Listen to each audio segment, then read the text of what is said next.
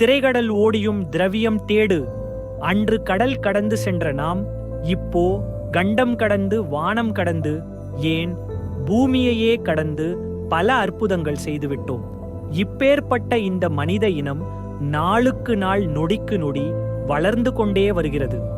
இந்த மாபெரும் வளர்ச்சியின் பங்காக விண்வெளி ஆராய்ச்சியின் அடுத்த கட்டமான ஒரு ஸ்பேஸ் தொழில்நுட்பத்தை பற்றி தான் இப்போ பார்க்க போகிறோம்.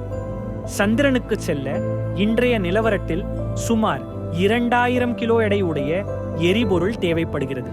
ஆனால் எங்கள் எலக்ட்ரிக் ஸ்பேஸ் உந்துவிசை சூரிய சக்தியை பயன்படுத்தி எரிபொருள் இன்றி சந்திரனுக்கு செல்வதற்கு உதவுகிறது.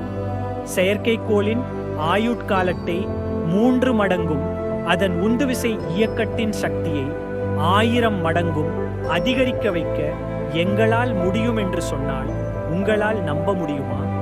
நம்பித்தான் ஆகணும். ஏன் என்றால் எங்கள் எலக்ட்ரிக் உந்துவிசை அமைப்பு ஸ்டார்ட் அப் இந்தியாவின் விதை நிதியின் ஆதரவில் செடியாக வளர்ந்துவிட்டது. உள்ளூர் குருவியோ இப்போது பருந்தாகிவிட்டது. We are proudly introducing world's first propellantless electric space thruster, வீண்மையில். நாசாவின் இயான் த்ரஸ்டரை விட 1000 மடங்கு சக்தி வாய்ந்ததாக செயல்படும் அளவு திறன் பெற்றது எங்கள் எலக்ட்ரிக் உந்துவிசை அமைப்பு.